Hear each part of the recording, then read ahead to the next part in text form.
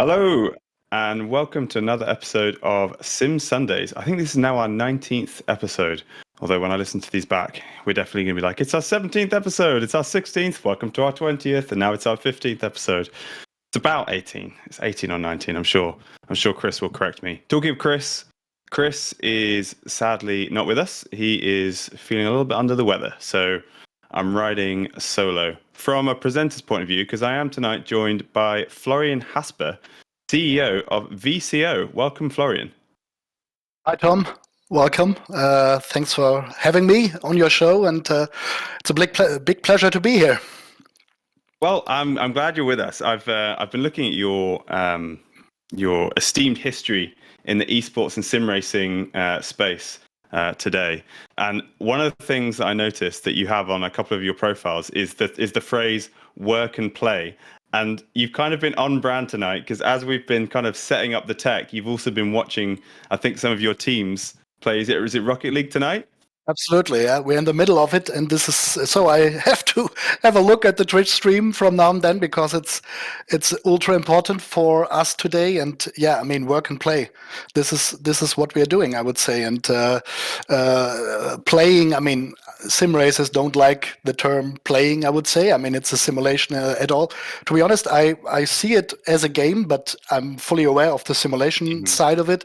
But in the end, it's a game that turns into let's say passion or dedication or professionalism to a certain degree. And so game is nothing derogative, I would say. I don't know if the term is right, but it's this is what it is, or it's a simulation. But be it Rocket League, be it sim racing, my heart beats for all of this. And if our team, the biggest competition squad, competes in any of these disciplines, then I'm over the moon, and I'm just nervous like hell, I would say.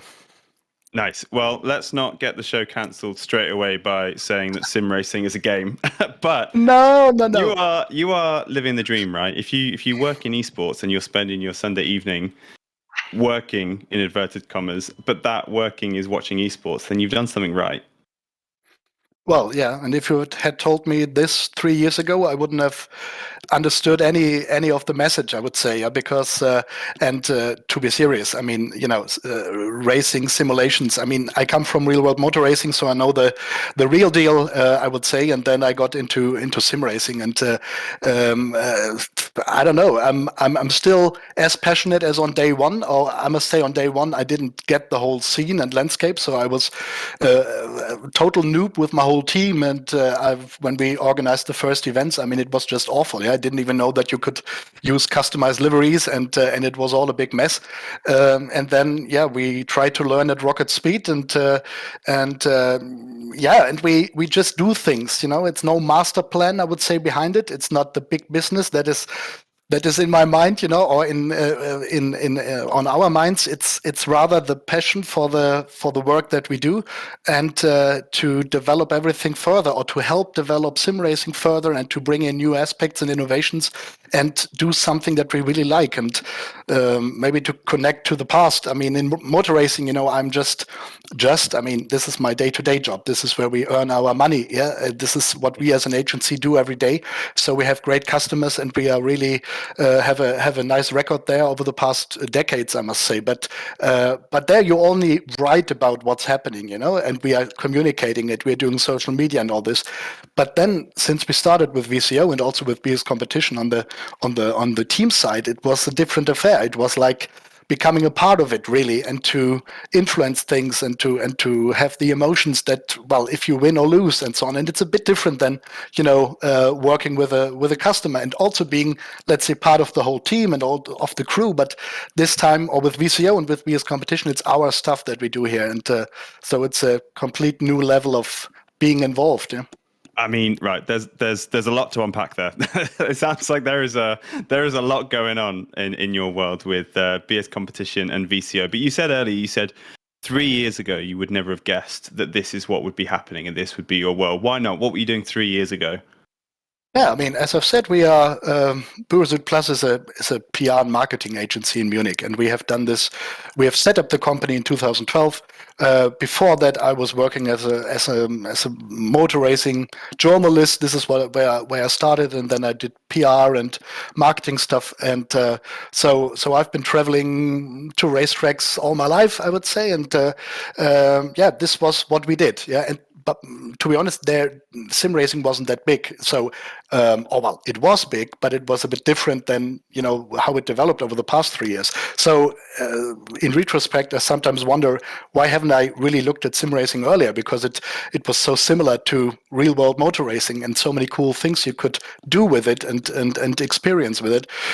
Yeah, and then it started, and then through our day-to-day job, we got into sim racing because BMW, our big customer in the real world, I would say, or partner, I must say, really asked us, what can we do in sim racing? And so we started looking into the scene and thinking about it more closely. And then it went step by step from them. So in the real world, motor racing, DTM, WTCC, Formula One in the old days, with BMW Williams and then BMW Sauber. So done a lot of things, and so we had some, let's say, experience already, and this is also the start of the sim racing story because we just took some of these experience and tried to use them for sim racing, which no one else had done at that time. Yeah, it's kind of a unique path into sim racing, actually, because we've had a lot of guests on, and they've all told us their stories of how they found sim racing and how they got into it. But this is definitely the first case of you're working in media, essentially, in marketing, and you had a motorsports or automotive client who then asked you, how would you recommend we use sim racing to our advantage? Now, clearly you probably went off and did a load of research about what sim racing is and how it can benefit the brands. What were the major selling points that you gave to BMW? What was it that you said to them that was like, this is sim racing and this is why you should get into it because you're going to get this? I think that everything was new at that time, and not so many other brands were in there. I think Porsche was already doing things and had a good reputation and their tournaments or championships going and so on. So, but apart from that, no other manufacturer was really involved. So basically, we could start from scratch, and this is something which I was not used to. I think everywhere there are racing series, there are organizers, there are competitors, there's a certain framework that you need to obey to, and suddenly in sim racing you could just create things. Yeah, you could start and create the framework and come up with your own idea of a race format or of a competition, or then see, okay, how do you organize everything and so on. So I think this starting from scratch was something that really got us onto it, and BMW was very open to it, I must say, and still are to this date. Many other manufacturers as well, which is great to see that everyone has really raised their game, I must say, and so it's really great to see this involvement of the manufacturers. Although I must say, and now I always have to be careful of the roles, that I'm playing here. From a VCO standpoint, I think it's also important to use or to develop sim racing to also to be independent to a certain degree. So I wouldn't rely solely on manufacturers or on real world motor racing series. And this is a bit the spirit of VCO, that we really try to build something which survives next to everything that's going on, like the real world series that then also do esports series, which is great for sim racing. But I think there's room for a different layer as well, which is independent, maybe it's the wrong term, but different, and maybe rather looking at esports and not so much at copying motor racing. And so this is how VCO came about. So VCO came about from essentially a gap that you found when you were taking BS competition into the world of sim racing, and you thought, everyone's doing this in a very similar way. There's room to be creative here. So that's why you created VCO. Yeah, absolutely.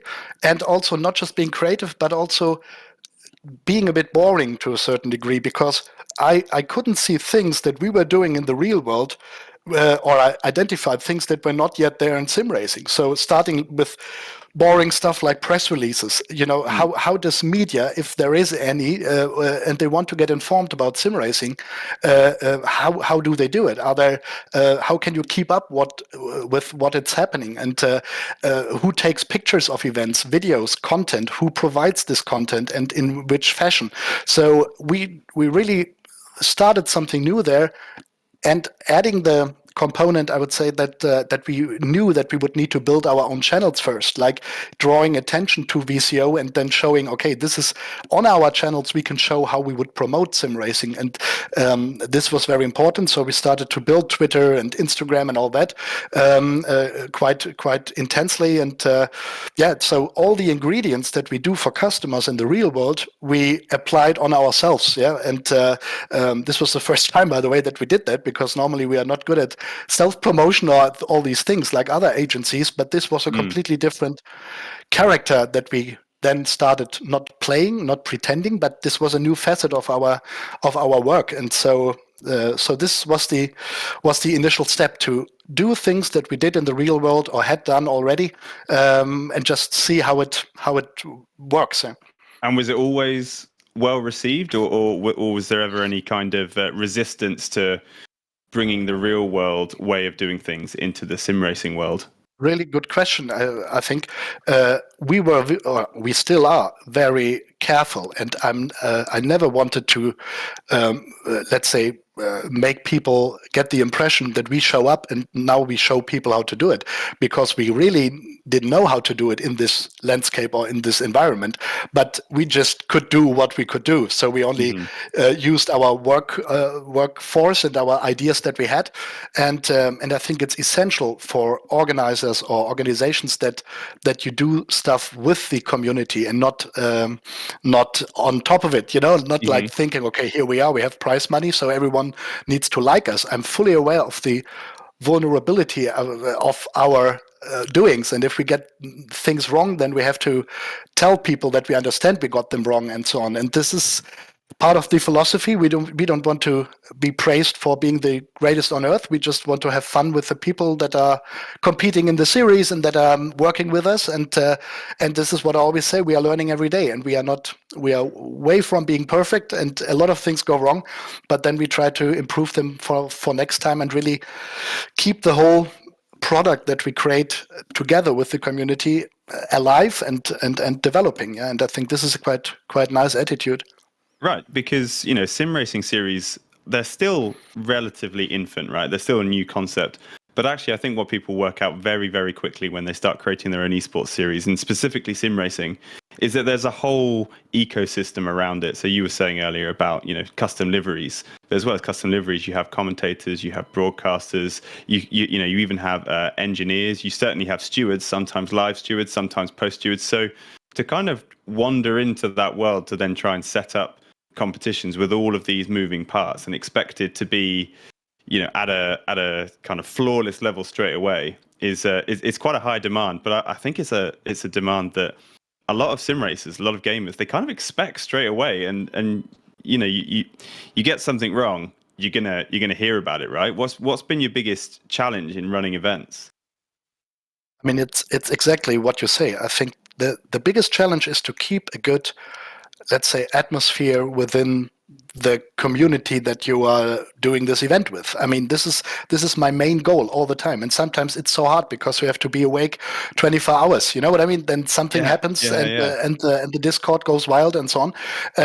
Or usually you do completely not your fault, right? As in, somebody in P18 punts off somebody in P16, and all of a sudden it's like, oh, VCO, what are you doing? Come on, VCO, this is a shame what you're doing, and so on. So I think these things happen, and they are allowed to happen, and I fully understand, because these are the moments often when you see that everyone who is doing the competitions, they are competitors, they are fighters, they want to win, and this is a good thing in the end. So and this is, by the way, there it helps that I know the real world motor racing scene, because this is what happens there every day as well. So if you talk to a driver who is a nice guy, and then he messes up turn one or he gets hit, then the rest or the next 3 hours are gone. You cannot talk to him properly. And I think that this is the same with sim racers and team managers and all of them. I mean, sometimes I would wish, okay, guys, let's stay calm, and don't fight and don't waste energy, I would say. But no, this is totally obvious. I think the biggest challenge is as there are so many things going on and you can get so much wrong, because I'm not an expert on every platform. And for esports racing league, for instance, we do on 3 platforms like iRacing, rFactor, and ACC, and then you just get one thing wrong, which is a very detailed information, and you didn't consider it or think it through. Then the guys have all the right to be critical and say, okay, next time, please look at these things. And so we are forced to be rapid learners and to really do everything right. And if we get it wrong, we are forced to say we got it wrong, and now we take the blame for 2 hours. Yeah?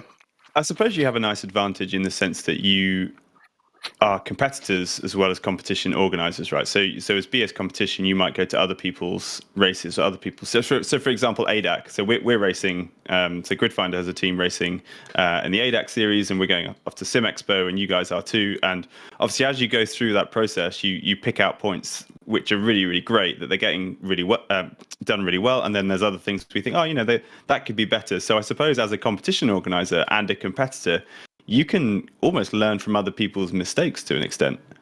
Yes. Yeah. Absolutely. And on the other hand, it's a big challenge because we have to and we want to be completely, let's say, neutral towards the other organization, which is obvious.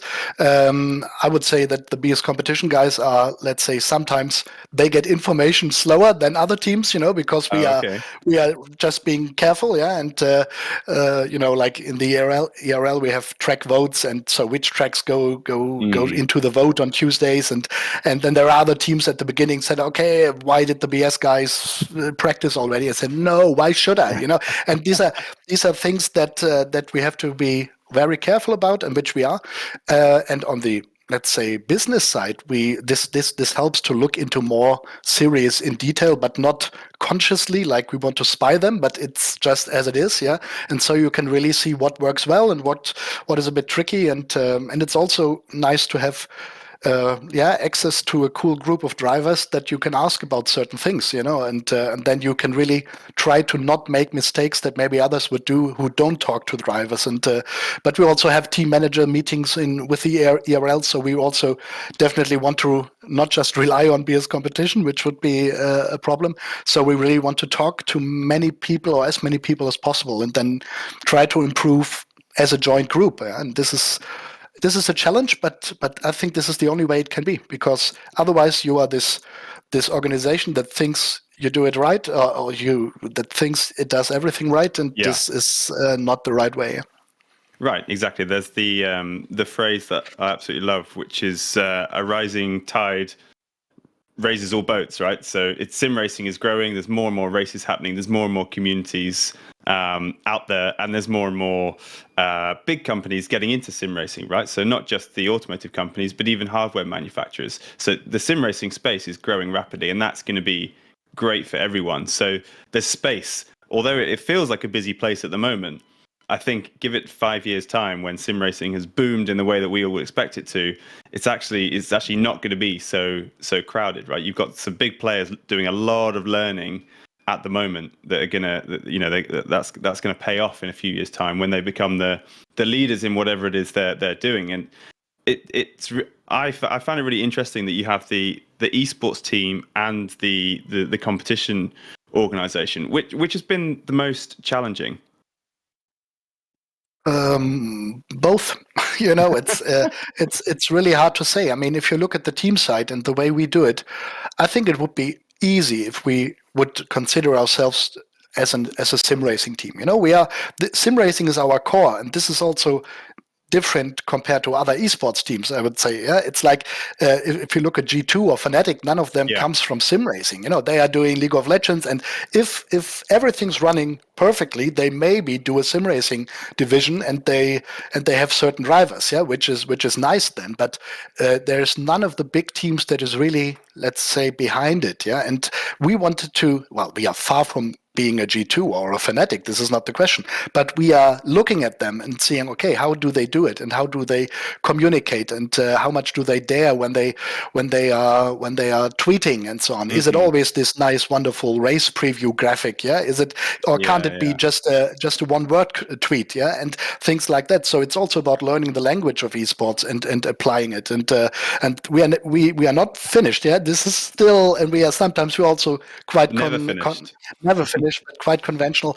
But this is the big challenge, to bring in then Rocket League players, who are to a certain degree on a different level already, because they can ask higher prices, maybe. Yeah, they can ask for salaries and so on. So we look hopefully into the future of sim racing by dealing with these things, like having proper contracts and so on. And what happens if another team during a contract wants a driver? So how do you deal with it? And if this happens in Rocket League, then this is a major thing, where you have a transfer fee and things like that. So I think this helps us to learn a lot, and we also do Trackmania and Gran Turismo and things like that.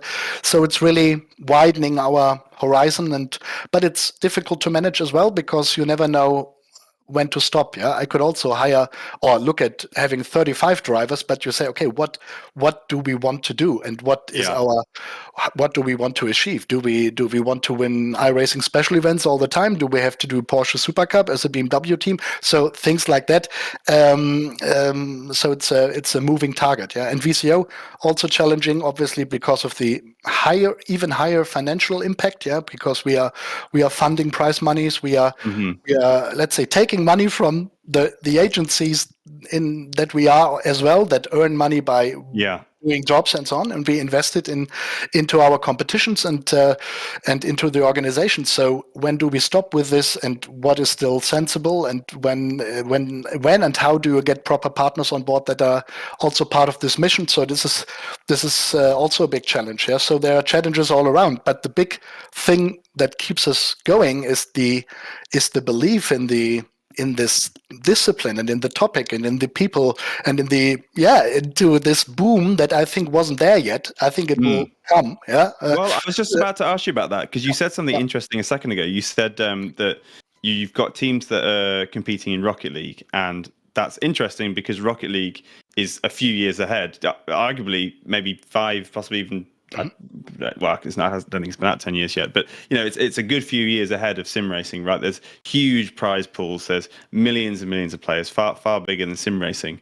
So, do you believe that sim racing is going to end up the same sort of scale as Rocket League?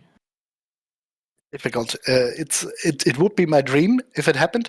I think it's a completely different situation with having different owners of the games or of the simulations. So it's not like this one title or this one Riot that does a game and then you can just distribute it and just make it big or try to make it big. So it's much more difficult. I think things.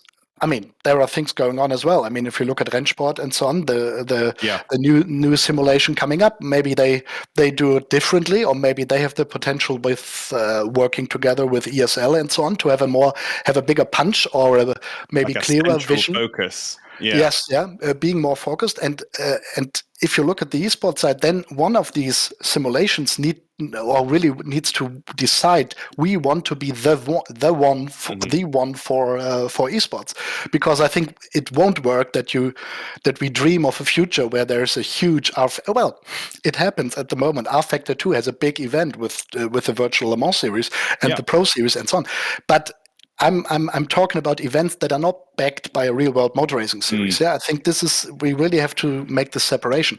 So there are big things, but exactly. But out of the simulation itself, can the simulation be the esport and the, let's see, the sender of the esport mission or message? Yeah, and I think this is a bit difficult in sim racing. This is one of the challenges that we have, and maybe this is also one of the reasons why we try to organize the esports racing league a bit differently and say, okay, you have to be strong on R Factor, you have to be strong on ACC and iRacing, but the combination of all the three things is the esports racing league. So we wanted to break free a bit from this. Okay, there's a new big thing on iRacing or a new big thing on ACC. I think the idea behind it was to show esports racing. This is why we call it esports racing in the sense, with a clear vision to make the new format a star and not the individual, let's say, platforms in the sense that they would do it. Yeah, I suppose all the titles are having to strike a balance, aren't they? Because the way they see it at the moment, they're not going to get the hundreds of thousands of downloads if they go specifically for the very dedicated sim racing esports level customers. So they have to have a balance of proper physics, simulation, good online multiplayer lobby settings and options, but also they need to throw in a single player campaign, because the casual players who aren't going to want to go and race online or don't think they're going to be good enough to race online, they need to be able to enjoy the game in the same way, right? So I think it'd be interesting to see what Rennsport does, and it'd be interesting to see if they try and seize that kind of esports ground, because everyone has, I think, poked at it, but not fully committed and put their flag in the kind of the esports pool. But the other thing that I think is potentially holding sim racing back a little bit is the barrier to entry. So if you want to go and play Rocket League, all you need is a mouse and keyboard or a controller, right? If you play on PlayStation or Xbox. Yeah. If you want to sim race, I think to get as much out of it as the other players, you need to have a wheel and pedals, which is automatically, €200-300 at least for a desk-mounted set with pedals. Do you think that has a big impact? Definitely. In the landscape as it has been or is, there's a big impact, and I think there's no real way to jump or to start differently. I mean, you can do maybe Gran Turismo, and then you can work your way up and so on, and then suddenly you do iRacing. But I think here we are again. I don't know what Rennsport does, but I mean, if the simulation is also, let's say, console compatible and so on, and then you start there, and then you say, okay, if I want to play with the big guys, then I have to have this wheel now, and then you buy the wheel, and then I think this is also, or has largely to do with the simulation or with the title itself. If you really want it to have a mass market for it, or if you say, okay, my target group is sim racers really, and most of them have, let's say, iRacing, R Factor, and maybe ACC anyway, all of them. So it's not like how do people decide? But I think the interesting bit are the people that are not doing it at all. And I'm deeply convinced that that the concept of racing, like being quicker than the other guy, this is esports compatible. You know what I mean? This is a cool storyline. And but if I don't know if it always needs to be at Nordschleife or always have to, there we can discuss now. And I think it's a huge starting point. It's great to have the connection to motor racing because everyone understands it and knows it and so on. But what comes next? And maybe there's nothing that comes next. Then we stick where we are. Then this is sim racing, and then we have to stop dreaming. Then we have to stop. There's the boom and everything is happening. Then I think you are pretty much simulating the real world. And to be honest, motorsport is not growing either, or hasn't grown, rather going down, apart from F1 maybe. So then we are part of this ship, But I think there is a chance to position sim racing as something independent which can rise, and this is where we are at the moment. I think it's a transition phase. Yeah, no, I completely agree. I noticed on your CV, you had you were motor racing and F1 editor at Sport One, and then chief editor at Sport Media Service, and then chief editor obviously Bursa. So you've got a really strong media background that you've now brought into esports. So esports generally, and then we'll chat about sim racing. Who's doing media and marketing well in the esports space? Who do you look at and think, yeah, they've got it right? Oh, it's a difficult one, and it's again multifaceted, I would say. I think the real world series, they are learning, and they have people in place. If I look at what Virtual Le Mans, what they do on social media, it's getting better better in the sense of esports. I think it's really good in the terms of how you do motor racing communication. This is not the point, but I think you need to look at esports, and do you dare to do memes, and do you dare to be provoking people and drivers and things like that. So I think this is what I would call they are doing it well. And I think people like them are developing into this direction. Then you have certain teams. I mean, there are teams out there that are maybe not the best competitors or not always winning races, but they are creating entertaining content all the time, and this is what I really like. I mean, if you look at PGZ, for instance, I mean, some guys of the team don't like me because they think that I pay BOP for our team all the time.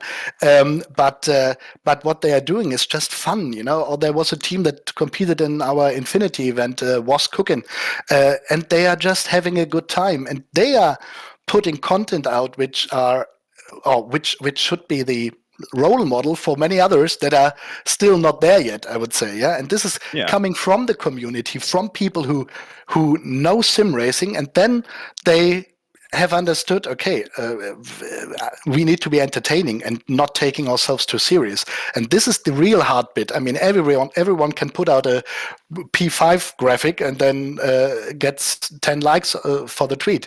So it's rather to dare something and to do something new and to really be, and this is much more, let's say, exhausting, because you always have to be on it, and you just cannot plan communication, let's say, for the next 6 months, because you need to see the trends and have good ideas and then do it. I think everyone, to sum it up, I think the big manufacturers, they are developing in the right direction to a certain degree, but there's a lot of room for improvement if you don't want to just copy the motor racing world. Now I have to say something or add something. I think it's rather the other way around in certain areas. If you look at Turner Motorsport from the real world, they do social media stuff that is esports like. You know what I mean? They are doing all the things that you need to do because the right people are behind it. And so I think it goes vice versa. That also the motor racing teams do things differently, slowly, but learn from modern communications. And this is the crucial bit. Everyone needs to be, let's say, on top of their game in the respective discipline they're in. Yeah, I think it's definitely this is a trap that I think a lot of the sim racing teams fall into, is that they try and be too much like real world teams, right? They try and present themselves as if they are huge corporates. And the irony is that if you look at the Haas social media, or you look at McLaren's social media, they're tweeting each other, and they're kind of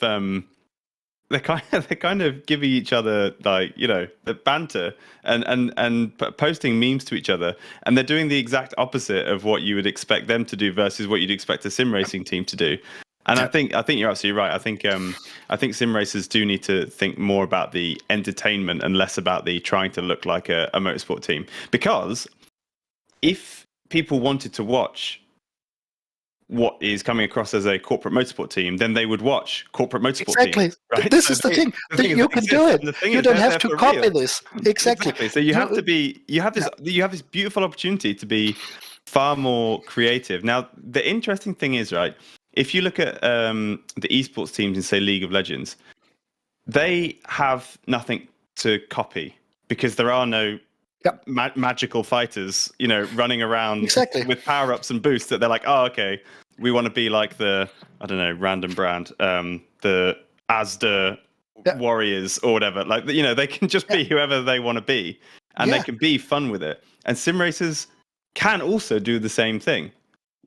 Yes, yeah, exactly. And and this is why sometimes I say that motor racing is a burden for sim racing, because you have so much to look at, and you also, as an organizer, you can look at how does it look in Formula One or somewhere else, or and it's always the best if you just do it as you think it's right, and then you do it. Of course, you can get inspirations and see, okay, this works well and this doesn't work, but just copying communication is awful, and it's boring, and it's not really, okay, you can promote the content. We've also done it to build the channels, not buying bots, but doing adverts. This is fair enough. And so, what is it?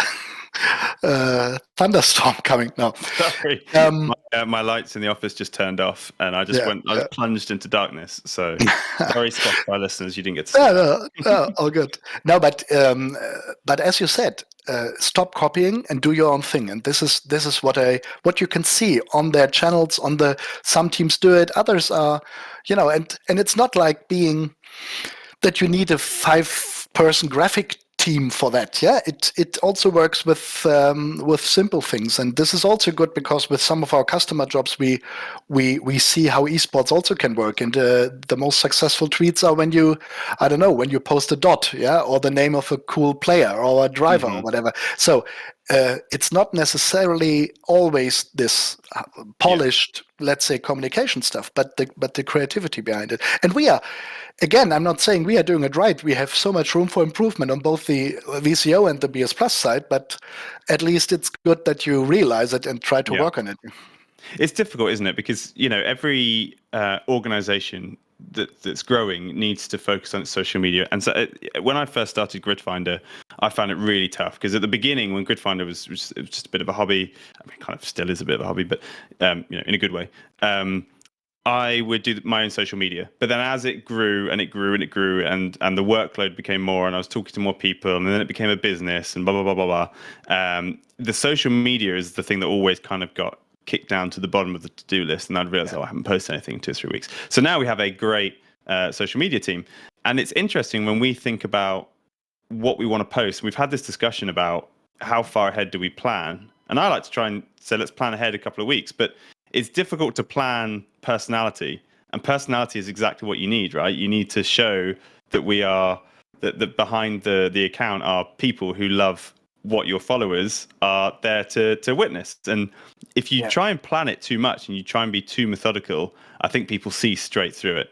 Absolutely, and I mean, you are saying a lot of things that that I can just check. Yeah, it's like, I think social media accounts need a character. So and the character, I mean, if you have got a really, let's say, experienced team of people that share the same mindset and they use the same language, then I think this can work. That multiple people work on social media accounts. I think for the size of our organizations and also VCO and so on, it's important. Well, you have to deal with fewer people. Yeah, it's not like BMW or Porsche who have an agency of 50 people who are taking care of the brand channels and so on.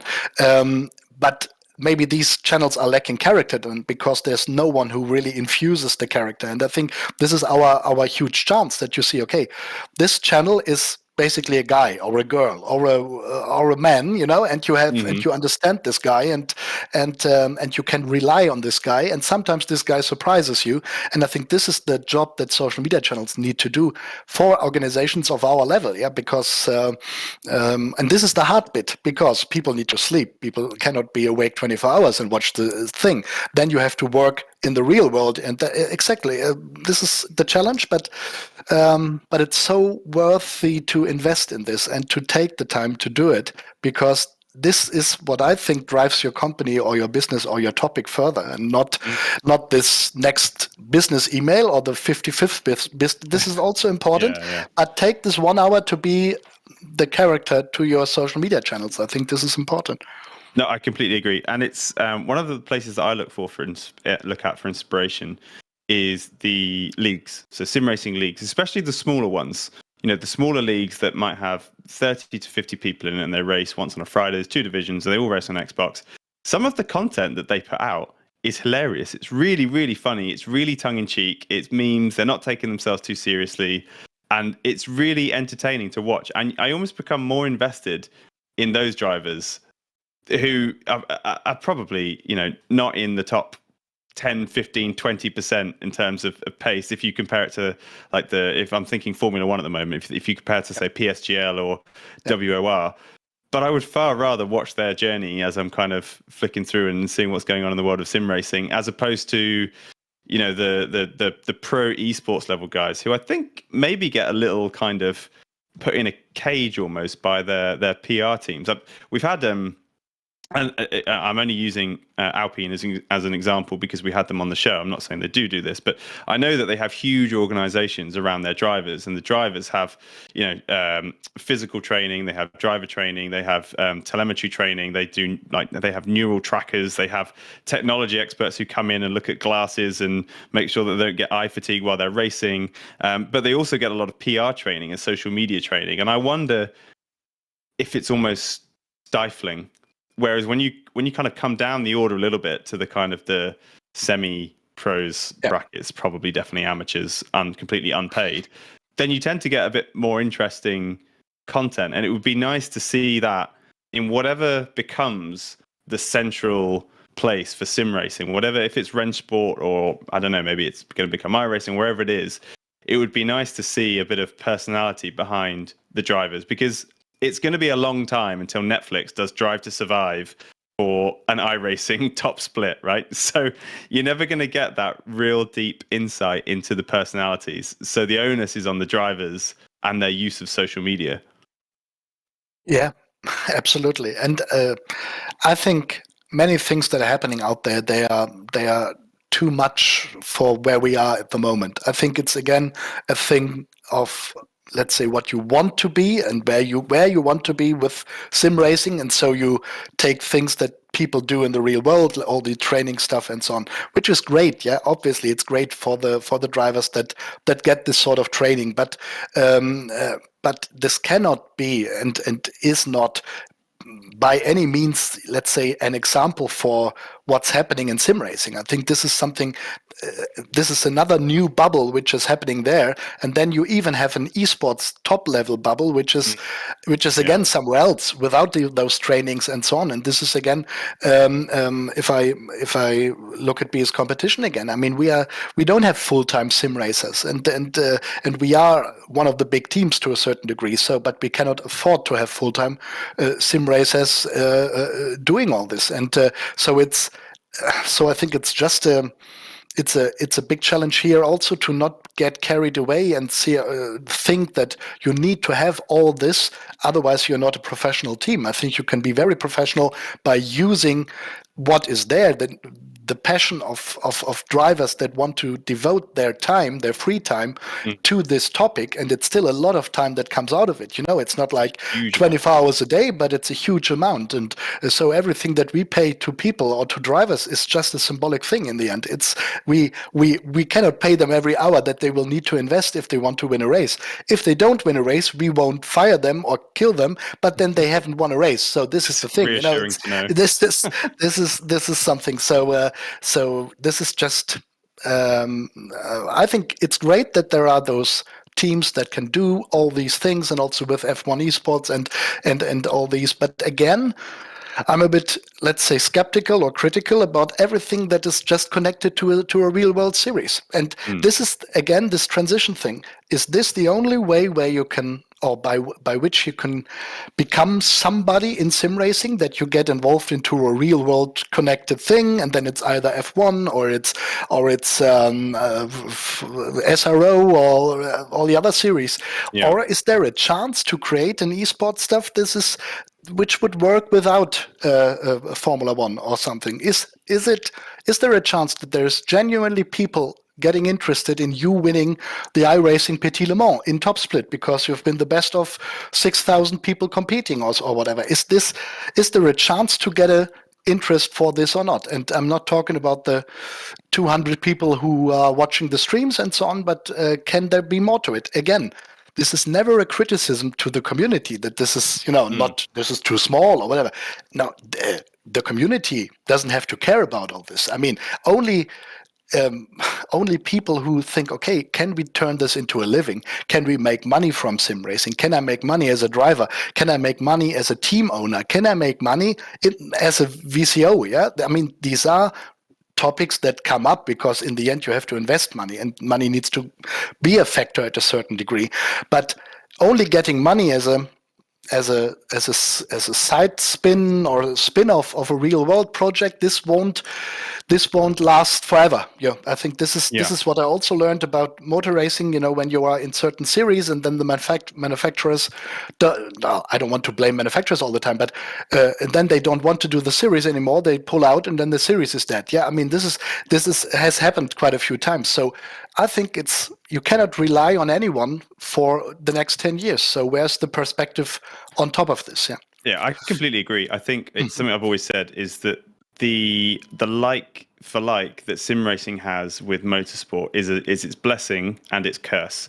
It's its blessing for participation because everybody can get a slice of real world motorsport in their sim rig and they can experience something that is very real in a very real way with the technology that exists now. With VR and direct drive, you get a very convincing experience. So that's the blessing of sim racing. You can one for one replicate it. Okay, one for 0.8 or whatever you want to call it. But the curse is that means that there is always a real world competitor to everything you do, unless you're talking about Wreckfest or Mario Kart or maybe to an extent Rocket League. Or it's not. Okay, right. It's definitely not sim racing. I'm not even going to suggest it is, but you know what I mean. Like, as soon as you stray away from simulation, all of a sudden viewers come because you can't. In some ways, it's one or the other. And sim racing caters perfectly to participation, but I think for the same reason that I imagine very few people watch Farming Simulator because they could just go to their local farm and just watch the tractor going up and down, right? They would never do it. But it's the same. I'm gonna look that up in a minute, and I'm gonna see that there's like a million people who follow Farming Simulator Twitch accounts, and I'll eat my words. But you see what I mean? It's that likeness, that simulation, that is almost its curse. Absolutely. Yep. I would fully agree. And but I mean, not like criticizing and so on. It's good, and this is the two-level thing. It's great that it's there. It's great that there is a basis and a foundation and potential sponsors and potential manufacturers and organizers. This is good. But the question is, do we have, or I don't know, does the community or does anybody have any vision to use it as a foundation only and not as the end?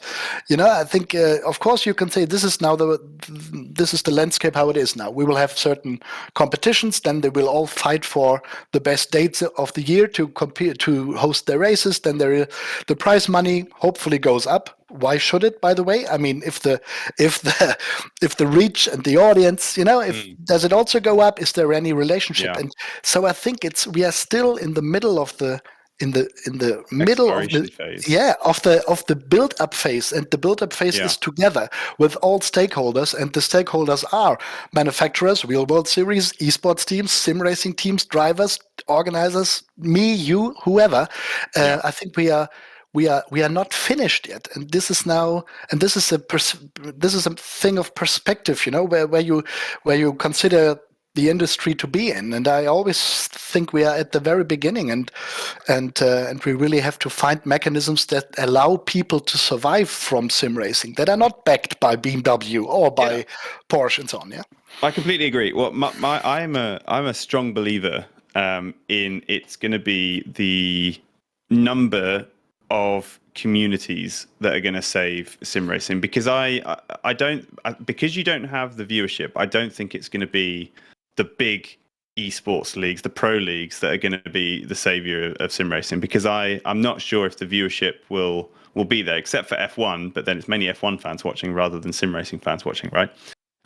But for the reason I said earlier, I believe participation is going to be the savior of sim racing, as in people wanting to get deeply involved in it. Because the moment you start sim racing, you've already made an investment. You've made an investment in cash to buy this kit, right? So automatically you're going to be more invested in your journey in something that you've gone out, you've bought this equipment, you've strapped it to your desk or your rig, you've set it up. I think it's going to be the communities, the number of communities, the small to medium-sized communities, and what they can do, and the journeys that they can create within their communities, which is going to make sim racing grow. Hence Gridfinder, right? The whole reason that I did Gridfinder was to help the communities, the small ones, grow and get recognized, rather than starting from zero and tweeting out into the abyss. they can put themselves in grid finder. That was the whole point. And I believe that it's the small to medium-sized communities that's going to carry the growth of sim racing. Mm-hmm. Fully agreed. And I think, not to get me wrong here, sim racing will always survive. It's not under threat by any dark powers. Picture here. I think sim racing is fully fine and totally fine as it is, and will survive and will grow with the communities. Fully agree. The question is there an esports layer on top of it or not on top? This sounds wrong, but out of it, that is developing out of sim racing, that is creating something similar than what we see with much sillier games, I would say. Yeah. So is there a chance for the racing, for the concept of being quicker than the other guy to attract a huge amount of people? And of course, then money comes into play. Yeah, this is also because then you can reach a certain level where brands or bigger brands get attracted and so on. And the thing is, it's not like that we want to take the money and then fly to Bahamas and make a nice vacation. It's like then to give it back or to use the money that someone else has invested maybe and really give it back to the community in the sense of maybe not even just prize money. It's always so this cheap way. Yeah, okay, then you increase the prize money, suddenly you are more relevant. I think you could also become more relevant in terms of services, in terms of again in terms of what do you offer to competitors and so on. And it was interesting because we had a meeting also with the team managers in the ERL, and they said to a certain degree, okay, maybe you reduce the prize money if you help us getting to live events and so on. So this is something which is very important. It's not like also what we have to learn when we say, okay, we want to organize a big event in February with the big final of the Esports Racing League. And then we thought, okay, all the teams clap their hands and say, yeah, hooray, we will come. Then it comes again into play that there are not so many full-time professionals. There are people going to school, going to work. So it's not a given that on a Friday everyone can easily fly into Germany because there's a silly event going on. So then how can we help them? Yeah, how can we do we maybe support with the hotel rooms, with the flights and so on? These are the questions that as an organizer you have to answer these days, and it's not just about opening the prize pot and then everyone comes. Okay, if you have enough money, and this is now the other topic, if there is a huge money pot on the table, then you can have a prize money, pay every flight of the attendants, and then have nice 5-star hotels. Okay, this is a very, very cool thing if it happens. Yeah, so let's see if it happens, and but it's our task, I would say, to really look for the opportunities. Is there this esports level in there? But sim racing is totally safe. Yeah, I mean, on its own. Yeah, well, we're kind of going full circle now, because in order to have the big prize pools, you need sponsors and advertisers, and to have sponsors and advertisers, you need viewers. In order to have viewers, you need to have some kind of compelling on-screen action drama story for people to follow, which is why I think you're obviously in a very good place to bring that about with your kind of media background and what you're doing with VCO and what you're learning through BS competition. What's next for you? What's going to be the headline for the next 6 months? It's a good question again. I mean, we are doing so many things. We are in a phase with VCO at the moment where we do more stuff, which is a bit dangerous. We have to be careful that we don't do too much stuff. So it needs to be sensible. But I'm really looking forward to the cooperation with IMSA. And now I'm aware of the fact that I was criticizing this real world connection of sim racing, and now I'm happy about the IMSA connection. Yeah, so got me. No, but to me, this was a hard or a matter of heart, because I think IMSA is sort of the natural partner of sim racing to a certain degree, because there are so many GT cars on iRacing and the big events and the LMP2s and the prototypes. So I think it's just great that we get the chance to work with them to create this series that we do this year. Hopefully next year something similar. So this is something that I'm looking forward to. We are planning another new series which we will announce at some point on a different platform. So, but always with this in mind. I mean, IMSA will be a copy of IMSA, obviously. Yeah, this needs to be the case then. But with the other thing that we do there, or with the Esports Racing League, we are doing or trying to do what I just explained. That we do it differently and introduce new things and new aspects. Yeah, so this will be cool. Apart from that, we are always having certain things in the pipeline, and so it will be cool with the team with B's competition. Yeah, we are sort of consolidating everything at the moment, trying to use Rocket League to get people interested in sim racing as well, because this is why we need to be successful there. And I'm having a look at my phone from time to time. So this is an interesting phase as well for B's competition, because we have to really see, okay, what is the perfect future for the team? How many competitions do you want to be a part of, and so on there. But the most important thing is the FIFA tournament that we started internally now, and it's good fun to play with the guys every few days. And so I mean, it's a good group of people. Yeah. So a lot of things cooking. Yeah, and let's see what 23 brings.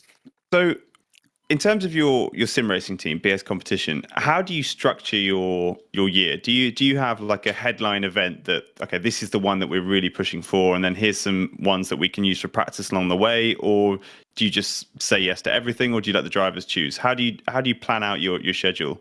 Yeah, I mean, as we are connected to BMW, there are certain, let's say, must-haves. Yeah, where we say, okay, we will compete in the iRacing special events and fly the flag with one car at least for BMW. Then there are things like Virtual Le Mans, where we are entering with a car for BMW. So these are the BMW aspects. The cool thing about this is that they allow us to be independent also, so we can also use different cars for different competitions which are not BMWs, which is cool. So it leaves us. That's generous, right? Yeah.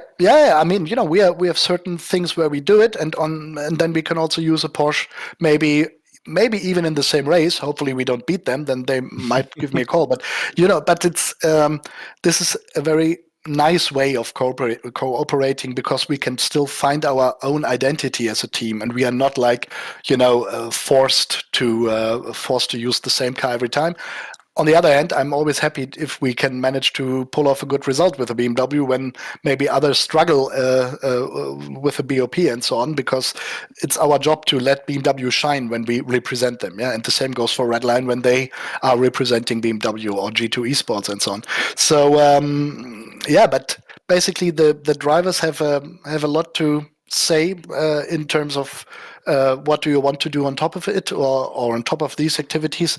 But it's very natural, I would say. It's not like that there's a big meeting where we discuss what to do. It's rather like, okay, here the field is looking strong, here we could be strong, so do we want to do it? The good thing is that we have a very, let's say, we have many drivers. Yeah, not too many, but drivers enough that there are always some guys who raise their hands and say, "Oh yeah, I would be up for this," and then it's quite natural. So we don't have to force anyone into any program, because this is also important. As it's the case what we said early on, it's not full-time. We don't pay full-time salaries where you can buy a nice car and a flat and so on from this money. So who would I be to tell them what to do and to where to, let's say, or how much time you devote to a certain race? If they have the space or the capability to train, then they will do it. And this is the trust and the confidence that we have in the drivers. And if then something happens in the real lives of the people, then I don't care about P5 or P10, and this is, I think, a very realistic approach. Yeah, 100%. That's exactly the same way that we do it as well. We've got, our team grows, so I think we're 15 to 20 people now, and they're all incredibly dedicated, led by our team captain Tristan, who's just so insanely dedicated to the detail of the team, the training schedules that people register for, and the setups that he designs for each individual driver, and all the different events we do. And it's for passion, right? it's they love driving for Grid Finder. Well, they tell me they do. But the big thing that we can give back this year is the Sim Racing Expo. So obviously we're going to the Sim Racing Expo in Nuremberg, and they'll all be there, and we've got them some hoodies, and obviously 6 of them will be driving for us at both of the competitions. And it's going to be nice to kind of meet up and share in this passion. But it's like you say, sim racing isn't at the stage yet where you can salary a driver unless it's F1 esports that seems to be getting it right. But then going back to what you said earlier, it's only because it's so intrinsically linked to a real world series. Would be a shame if they wouldn't get it right. I mean, if those drivers would need to drive like okay, halftime, and in my real life I'm a whatever, I'm a student or whatever. So yeah, and then you also have to include all these training sessions to justify the money involved. And I'm not jealous. I'm just saying this is cool. But this is not sim racing to me. It's not the overall goal that drivers can have to make it there. Or maybe yes, maybe drivers can have it, but I think it's not. It's and this is the different world, and this is the big challenge for sim racing, because it has so many opportunities and it is so multifaceted that sometimes you can really lose the focus. And I think, but there's a lot of potential, and I think it's yet there to be unlocked fully, although a lot of things have happened already. Yeah, 100%. I think you're right. I think amongst this kind of melting pot of organizations and opportunities, something is going to rise out of it, and everything else will follow. And we've said Rennsport quite a lot during this episode, and I think it's interesting that we keep coming back to that. And I think the reason that we keep coming back to it is it's because it seems to be placing itself in the esports realm where others haven't, where no one else has dared to go, right? So they've taken that kind of very daring step towards that area of sim racing that no one else has committed to. But then we don't know what Kunos could be bringing out next year or potentially early the year after. So there's definitely opportunity for other platforms to kind of focus on the esports world. Now, something that I was interested in kind of studying over the last 12 months is this trend of sim racers going into real world racing. You see a lot of them, like James Baldwin, for example, going off and racing real cars. And then we had actually our guest on the show last week, Tom Brower. He was an F1 esports driver for Alpine F1 ambassador, and he was driving a real F1 car a couple of weeks ago.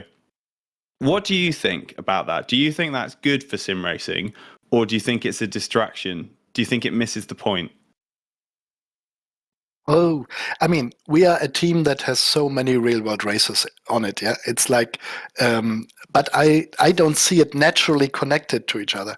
I think it's a different storyline. Now, coming back to communication, I don't see it. I mean, I'm not talking for the drivers now, but from my angle, yeah, I think from a driver's perspective, you have a dream to become a real-world driver or to do cool real-world projects, and then you do sim racing on top of it or next to it, and it's cool, and you win races, and you get sharp by fighting and so on, whatever. So this is great, and I understand these drivers' dreams, and I'm really happy for everyone in the team that does it or make it or does the Nordschleife license or can do a VLN or MLS race and so on. This is amazing stuff, but from a team perspective, it doesn't really matter. Yes, we use it for communication because I also come from this world. It's great, but I think it's not the ultimate storyline. It's not the only storyline of sim racing to get people into a real race car. I think due to the fact that, let's say, FIA and so on, they are all related to real world motor racing. So if they get involved, for instance, or would get involved, they would need to tell the story to a certain degree. Or there are the motorsport games, where you have combined competitions, and this is all nice, but it's unnecessary from a sim racing point of view. It is in the connection with motor racing. It's a must, and it's cool, but if this esports type of sim racing would be alive yet, then people would dream of the career to be on the stage with 40,000 viewers, or people in the stadium watching you drive your race there, because then it, I think, gets interesting. Maybe the goals change then, yeah. And as a motor racer, you have to bring the money to the teams and the people. And as an esports star, you get paid big time for what you do. And this is a completely different ball game, yeah. You think the Olympics would make any difference to sim racing? You know, they had the Gran Turismo events going on at the Olympics. Do you think that's enough to bring it up? No.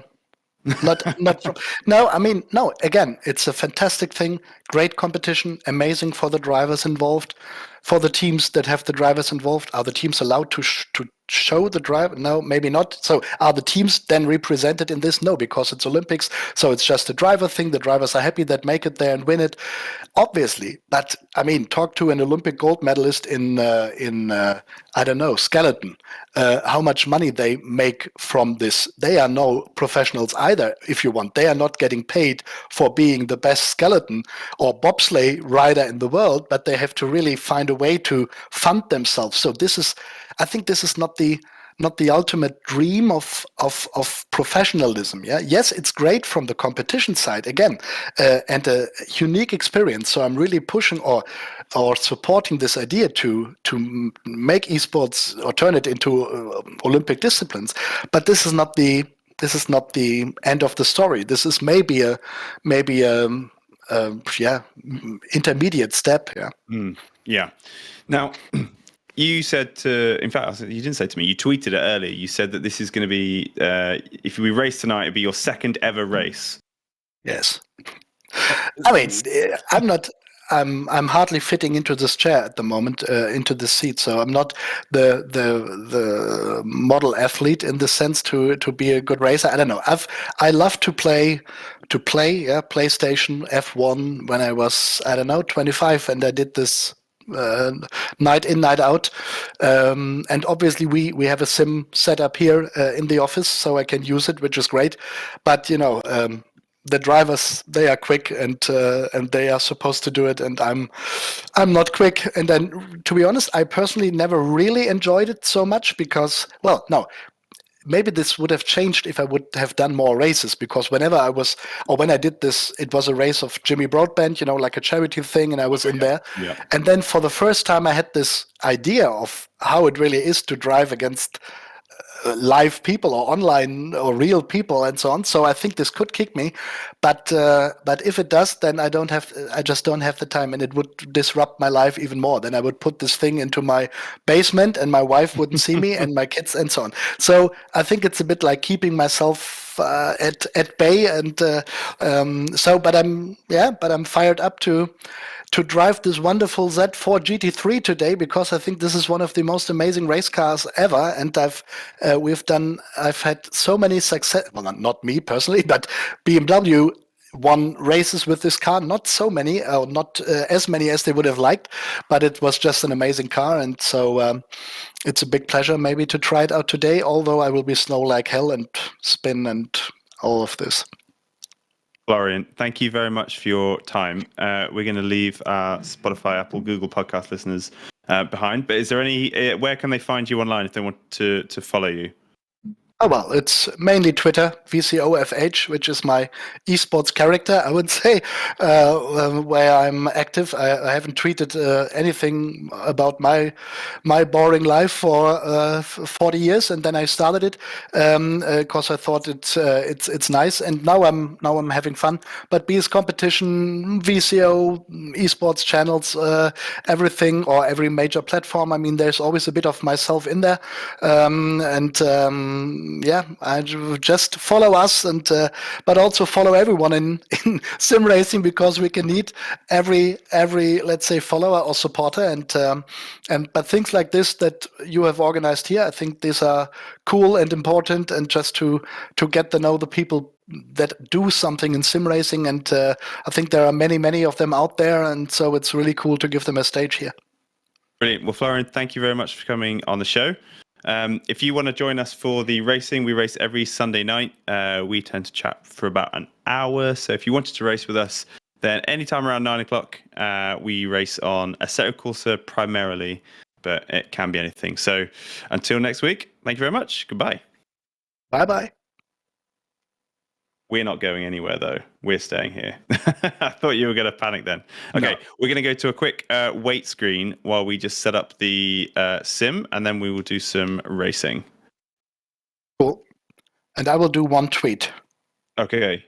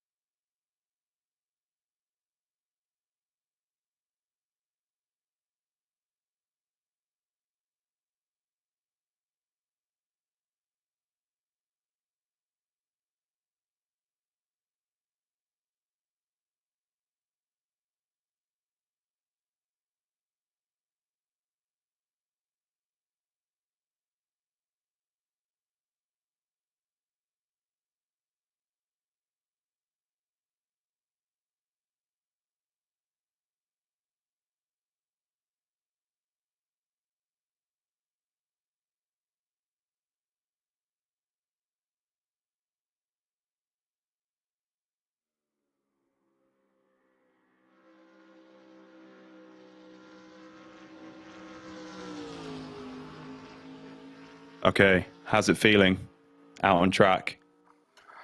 It's mega. I will, I'm not doing this usually, but it is fun. I know this. Oh, I have to downshift. Sorry. Oh no, this was embarrassing.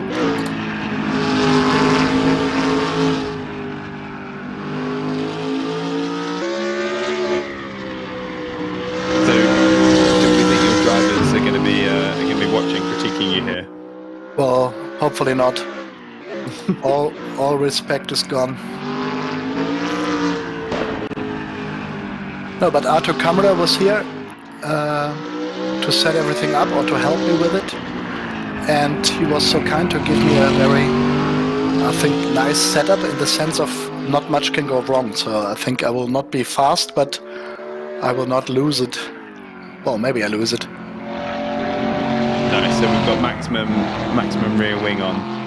Possibly. And a parachute.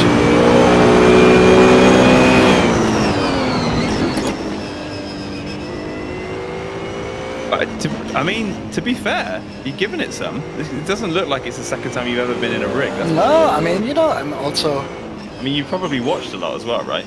It's going to rub off. I mean, I've watched a million hours of real world and sim racing. What's your go-to game then? So if you want to just relax in the evening, what would you start up? So to play on my own or by myself, to be honest, it's just in the evening. You just wanted to relax. Yeah. I think it's FIFA with my son. To be honest. FIFA, classic, nice. Which is a shame. Yeah, sorry, but. No, I don't think it's a shame at all. It's quite. I find FIFA quite therapeutic because you're always looking at shapes. Yeah, I think. Exactly, and it's getting worse and worse. But now, and I haven't played it for the last 2 years. But now the guys came up with the idea, the BS competition guys, to have a league. Oh no, this was not good. Well, maybe it still works. So, I'm so. Sauce. Are there any other cars in the session, or? I am frantically trying to get my PC to turn on, but it's fine. I'm trying to start it out. So the FIFA League, the internal FIFA League, is that just between the drivers? Yes, exactly. And it's just completely just for fun. Just friendlies and for fun. But we had the first match today in the morning. My wife said, "Okay, what are you doing now? You're playing with the drivers and with Jarl Tyen." And we drew. It was a 1-1, and I scored the equalizer in the 93rd minute. So this was nerve-wracking. Yeah, I quite like gaming in the evening, something that isn't sim racing. I mean, I love sim racing. We're lucky enough to have a rig in the office, so at lunchtime we'll jump on and just do a little bit of sim racing just to kind of unwind and relax. Yeah. But in the evening, when you're at home, it's weird, isn't it? Because you don't want to. You don't want to mix business with pleasure. And no, exactly. When your business is sim racing, that means your pleasure also can't be sim racing. Oh, whoa.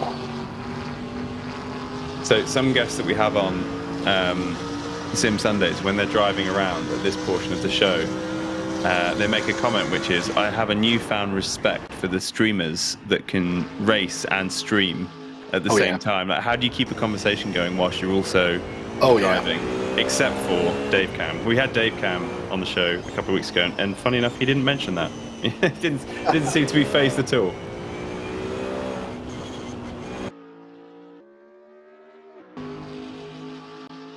I'm quite satisfied with what I'm doing. It's not fast, I guess, but it's clean. It's very clean. Somehow. And did you always choose the BMW? Well, yes. I think this is my life habit. I mean, it makes sense. It makes sense.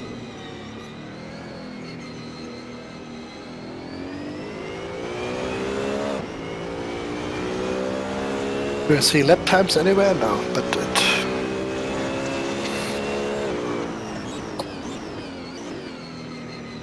2:34.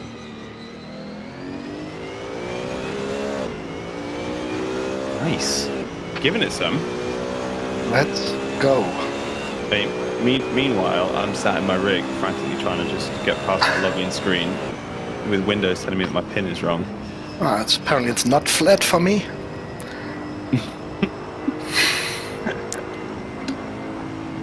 Actually, that's a good point. I don't know if it's the new Eau Rouge, because the new Eau Rouge is significantly sharper.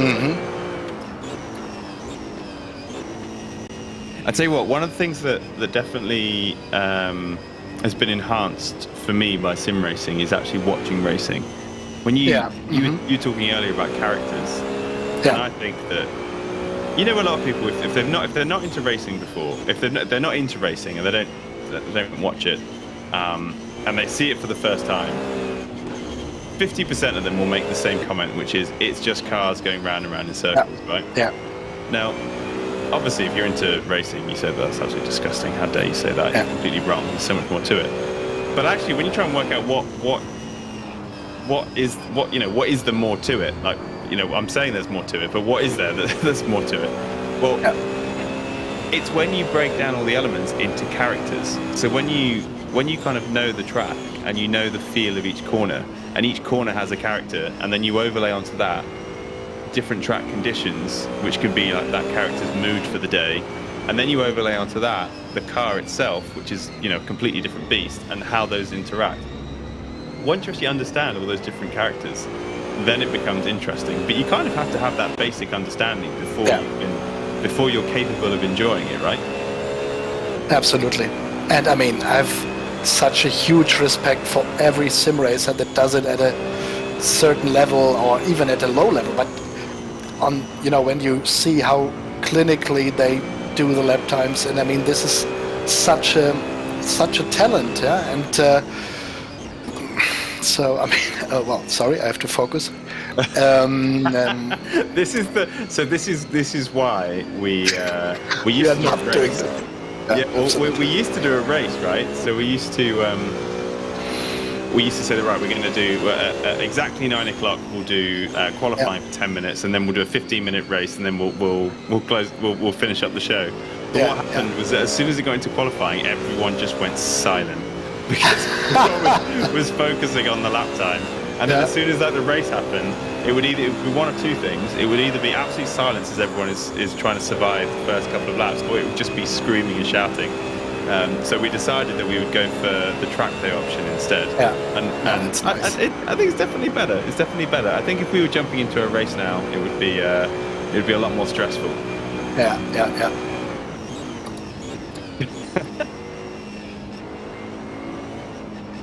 I'm absolutely gutted that of all our PC is absolutely beautiful. It's never had a problem in its life. And tonight, the one night I wanted to get around and do some laps with you, it's decided it's not going to play. Yeah, so I do a bit of hot lapping here. Yeah, I mean, I'm really enjoying watching you go around. It's kind of mesmerizing. I do like. It's funny actually, because if I had to choose between an hour of watching a streamer race or an hour of a race, I think I'd choose the streamer, because I love the point of view of the driver, like that view on a track. I could watch that all day, and I love seeing, if you watch a race with kind of 20 or 30 cars, sometimes it can be difficult to pick out the stories, especially if you don't know who the drivers are, and you see an overtake and you're like, it's an overtake. You don't necessarily have a preference for any particular driver, but then as soon as you know who that driver is, then it means something. So when you're watching a streamer, you always know either who's doing the overtaking or who's just been overtaken, because it's the streamer. So you kind of have that vested interest in them from the start. Yeah.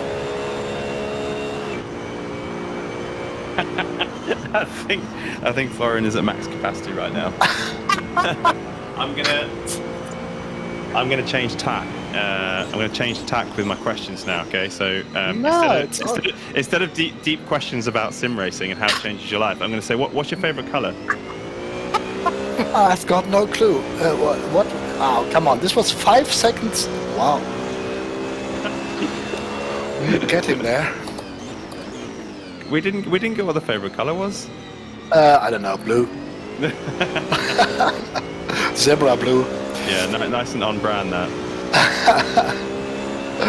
No, but I can talk about my memories of Spa if you want. Ooh, yes, go on then. I had written a press release one year, and it was ready, and I hadn't slept 1 hour during the 24-hour race, and the race report was ready, but there was still half an hour to go, and then the driver of the car that I was writing about smashed it, and so I had to start all over again from a winning press release to it was in the fourth or something, and it was the most horrible moment of my professional career, because I almost collapsed and just couldn't stand anymore, but I had to start the release again. So this is connected. Oh no, this is Spa for me, a very nice track, but with horrible night shifts. What's this? There's a car. What's going on? Who is this? Shall I wait? It's nice to... So Steve, I'm back at the desk. I've given up on the rig, so I can come back on screen. But I'm just going to sit here and miserably watch and be very, very jealous. I also have a Spa story as well. I've only been once. I was driving back from the Sim Racing Expo, and it was me, Dan Terry, who runs ACCSS, and Steve Worrell from Sim Racing GP, and Chris Hay. And we were driving back. It was an 18-hour drive from Sim Racing Expo back to London.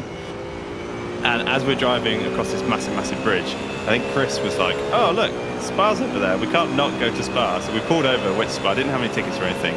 Said to the guy at the gate, like, "Any chance we can get in?" He's like, "Oh, are you here for a track day?" And we were like, "Yes." And he was like, "Okay, you can go in." So he let us in, and we were wandering around the track. And obviously, the first thing we did was went to Eau Rouge, and just gawped at it as all these beautiful classic cars and GT3s were firing up the hill. And obviously, I'm going to say that thing that everybody says when they come back from Spa, having never been before, which is, Eau Rouge is actually surprisingly steeper than I thought it was. It's a lot steeper than it looks on TV, but my God, it is. Like, it's a wall. Yes, exactly. It's outrageous how much. Anyway, sorry, but everyone knows that because that's what everyone absolutely. Come back to Spa. And so anyway, we went for a wander. We wandered back. So where you are now on the screen, we wandered back down the hill and then over to the left, and there's a tunnel that goes into the pits. And we were like, there was this. It was the pedestrian bit was shut. But there was a road tunnel which wasn't shut, and there were cars going through it, but not very often. Like, should we just give it a go? So we did it. We just walked through the tunnel, and there's one or two cars we had to pass. We had to kind of squeeze up against the wall as we were walking through, and we got to the other side, and we were out into like the paddock. And I was like, oh my God, this is where all the actual F1 teams have like stood on the same ground that I'm on right now, proper fanboying over this bit of tarmac. And we were wandering around, and we could hear all these cars absolutely hammering it around the track. Where do we go? And we kind of figured that wherever we go, we need to walk with purpose, otherwise we're going to get kicked out. So we saw that on the pit straight, there's that long building between both of the pit straights. And we saw at the top, there were some umbrellas and what looked like a bar. So we're like, we've got to do it. So we saw this like a fire escape style external staircase on the outside of the building.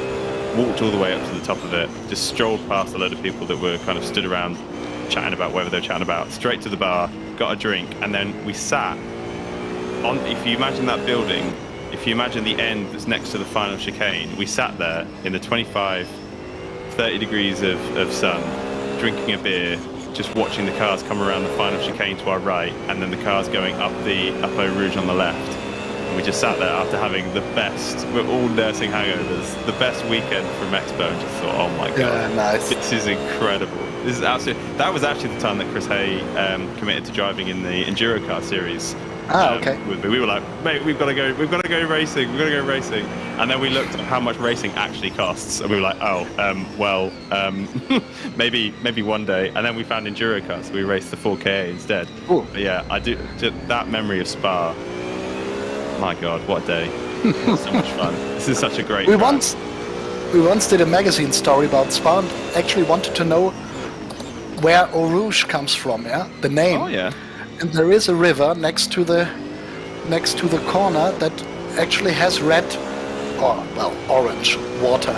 So this was it's deep into the woods, so it's very hidden, but it's what a cool story.